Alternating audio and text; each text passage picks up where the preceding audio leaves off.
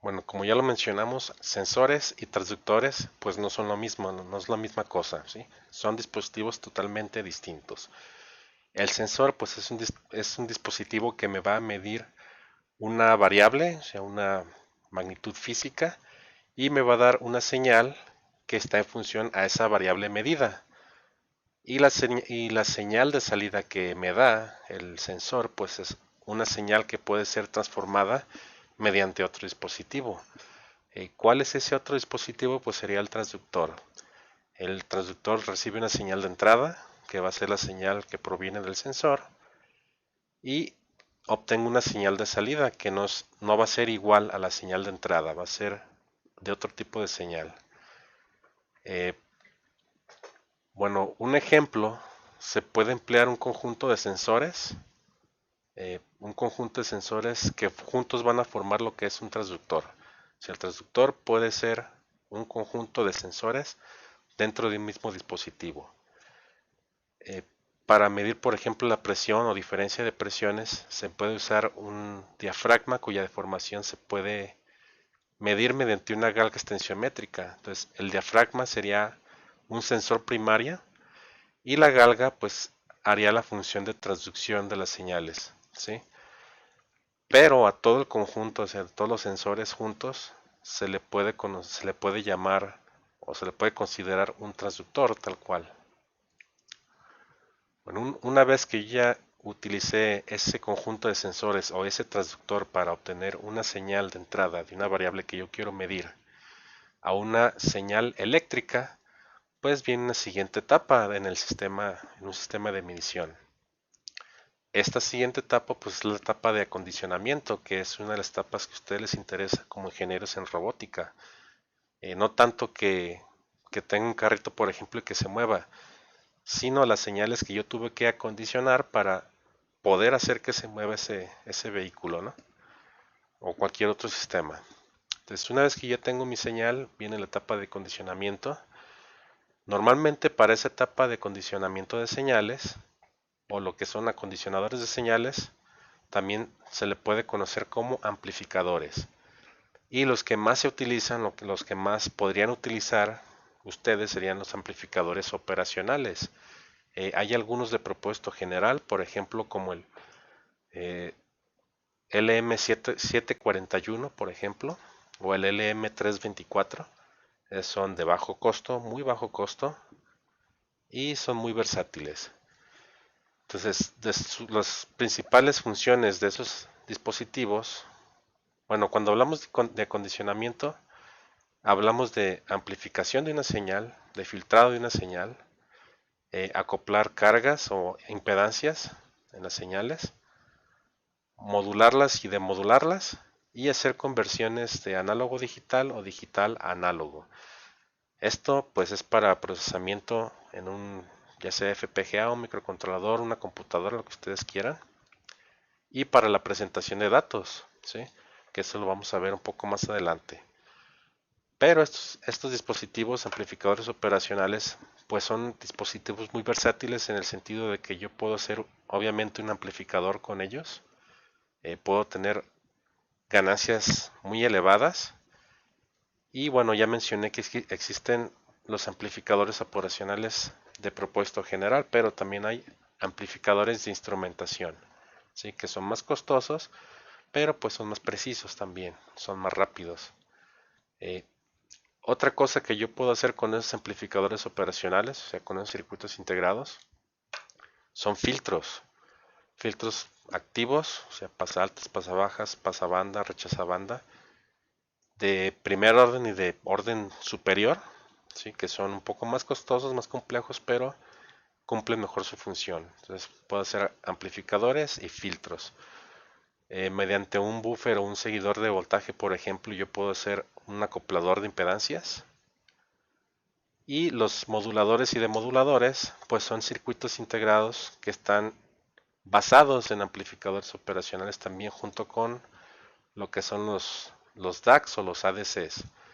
Eh, la etapa de conversión de análogo digital, o sea, muchas veces se puede omitir, o sea, no es necesario que ustedes la implementen porque en la mayoría de los casos ya está implementado también en los microcontroladores o cualquier dispositivo que ustedes vayan a utilizar para procesar las señales. Excepto en microcontroladores ya muy viejos, hay algunos que no tienen implementado esa parte, pero sería fácil utilizar un ADC por separado para convertir mi señal de análogo a digital y poder procesarla. De todos modos es recomendable utilizar procesadores o microcontroladores ya más nuevos, más actuales. ¿Por qué? Porque tienen más o menos el mismo costo, pero ya está implementada esa parte del ADC.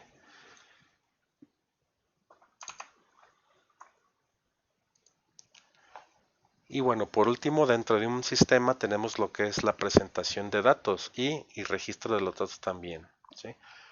Entonces, la presentación de datos pues puede hacerse mediante, se puede hacer de manera analógica, por ejemplo, con dispositivos ópticos como una barra de LEDs, la que se encuentra aquí de este lado, de manera acústica mediante una bocina, por ejemplo, o de manera numérica, de forma digital, mediante una pantalla, ¿no? Donde yo puedo ver información de lo que estoy midiendo, tal cual. Aquí no lo mencioné, pero también existe otra forma de presentar los datos o de controlar algunos otros dispositivos con los datos obtenidos de la variable que yo estoy midiendo. Una forma de hacerlo pues es con actuadores, o en el ejemplo que puse en la primera diapositiva, con el uso de servomotores, por ejemplo, ¿no? O motores simplemente. Y lo que es el registro de los datos, pues el registro de los datos se puede hacer por diferentes medios, lo que son medios magnéticos, por ejemplo, o eléctricos, electrónicos más bien, una memoria, tal cual. De cualquier manera, o sea, de la manera que nosotros registremos los datos, a mí se me exige que la información que yo vaya a registrar sea de manera eléctrica. Por eso es bueno, por eso es la importancia de utilizar esos traductores que me puedan transformar un tipo de energía cualquiera a energía eléctrica para poder yo registrar esos datos. Por último, para representar datos, bueno, más bien la información que yo obtengo a partir de medir una variable, tengo que representarla en forma de datos, tengo que representar esa información. Y para eso yo tengo lo que es el dominio de datos. Bueno, ¿qué es el dominio de datos en sí? El dominio de datos sería una magnitud con la cual yo puedo representar o puedo transmitir información. Por ejemplo, en este pequeño diagrama yo tengo diferentes dominios y cada uno puedo medirlos de manera diferente o la información se encuentra representada de manera distinta. Por ejemplo, en el dominio analógico, la información está en la amplitud de la señal y se fijan bien, pues aquí está el dominio analógico. Está en la amplitud de la señal, pues ya sea en forma de corriente, en forma de voltaje o en forma de carga o resistencia. Y luego tenemos lo que es el dominio temporal, se puede decir. Eh, Aquí la información se encuentra pues en la frecuencia de una señal, en su ancho de pulso o en la fase de esa señal. Se puede obtener información de la fase también. Y por ejemplo el dominio digital, perdón, eso ya tiene que ver con señales binarias normalmente, sean códigos binarios. Y puedo yo transmitir la señal de manera paralela, por ejemplo, de manera en serie. O sea, ya conocen cómo es cada una de esas formas. Paralela pues sería tener yo un grupo de bits, por ejemplo 8 bits de información, y yo transmitirlos de un dispositivo a otro, pero de una sola vez, ¿no? Todos de una sola vez los 8 bits. De manera serial pues sería transmitir bit por bit de manera secuencial. Y esos tres dominios, dominio analógico, dominio temporal o del tiempo o digital, serían los dominios eléctricos, ¿sí?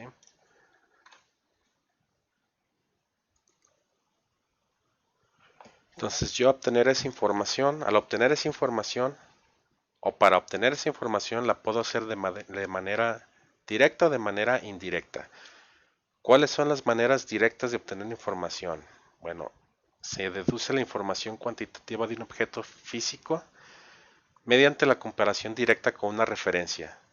Por ejemplo, para poner en un término sencillo, si yo voy a medir la longitud de una mesa, pues simplemente agarro un flexómetro, un metro como ustedes le dicen, y mido la longitud con ese flexómetro. Y directamente yo obtengo una medida, o sea, no tengo que hacer ninguna transformación. En las medidas indirectas, pues la cantidad de interés se calcula a partir de otras mediciones y de la aplicación de una ecuación o un modelo matemático para obtener una relación tal cual, ¿no? Eh, pues prácticamente es lo que hemos estado manejando. O sea, yo tengo una señal y transformo una señal, la que yo tengo a la salida, pues va a estar en función de la que tengo a la entrada, ¿no? Pero pues obviamente yo tengo que hacer una transformación utilizando un modelo matemático. Normalmente ese ya está hecho, casi siempre se los dan cuando ustedes compran un transductor, su hoja de datos. Muchas veces les indican cuál es la ecuación o el modelo matemático que utilizaron para hacer esa transformación.